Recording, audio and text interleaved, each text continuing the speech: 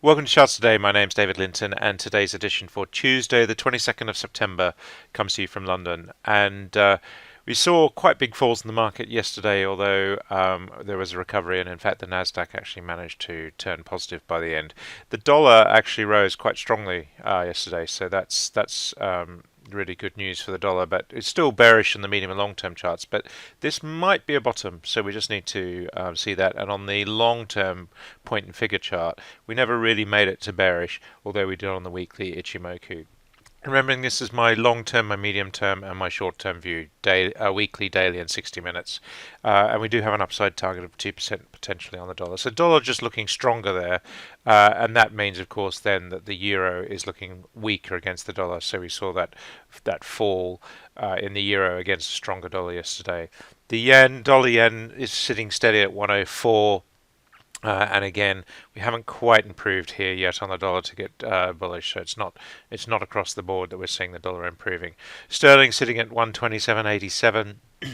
That stronger dollar, weaker sterling, playing its part there. And if we look at sterling against the euro, we're sitting at 109 this morning, so that's quite key too. Bitcoin sitting at $10,400 did just fall back from the sort of 11,000 level that we saw in the last couple of days, so we've turned bearish there short term.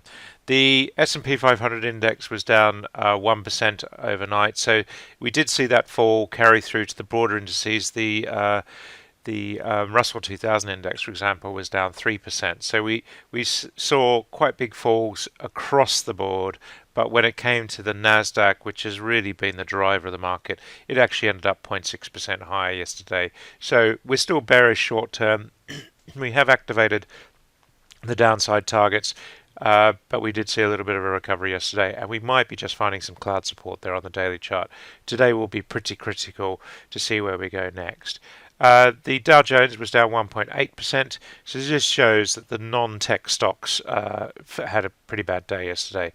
The futures this morning, we've got the S&P future down 0.16%, and the Nasdaq E-mini down 0.18%. So it does suggest that markets will open fairly flat. We'll have to watch these futures throughout the day just to see which way the US will open.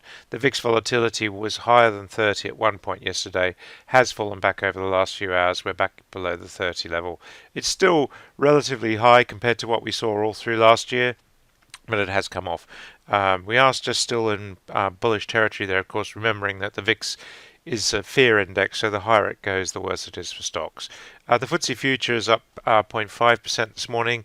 UK market was down 3% yesterday. The DAX is up just under 1% on that US recovery, and the CAC Quarante is up 0.4%. So markets taking a little bit of respite. We saw the European markets pretty heavily hit before at the close yesterday before Wall Street recovered, so we're seeing a little bit of a recovery there this morning. The Japanese yen, Japanese market was up 0.4%. The Hang Seng continued to fall, had a very bad day yesterday, HSBC weighing heavily. That was down 0.8%, and the Shanghai Composite was down 1.2%. The Indian market was down 0.3%, and Aussie stocks fell down 2/3%. The market's not looking so good there at all. If we take a look at gold, gold actually fell below $1,900 this morning. Yesterday we just really saw that plummet with everything falling in the market really. That did activate this downside target, so that's quite key. We have activated the downside target, not yet on the short-term chart. So that's quite key, but we have activated the downside target. It's downside target about 12-13%, so it's not massive in terms of the scale of some of these targets. So we've got a target 60% higher at the upside, and of course, if we reverse and go higher, we activate this upside target and deactivate this downside target. And because this column is so long, it would take a lot to take this target off the chart. So that's going to sit there for a while. Silver was down 2% today, so that's falling quite heavily, and we see here the weekly candle on silver, so it has been hit quite hard. US 10-year yield sitting steady at 0.67%, really has been sideways for months now. A quick look at the energy mix. We've got Brent crude this morning up 0.5%. The risk is we are going to make a lower high and then a lower low. That's what we have to watch for. We are just emerging into bearish territory. We've got downside targets, but we've just turned the corner on the 1 minute chart. We do have a downside target here on the 60-minute chart, so new lows would be bad. And of course, we did activate the downside target to €30. So $40, $39.50 is quite key. And the same on WTI, the level here is around $36.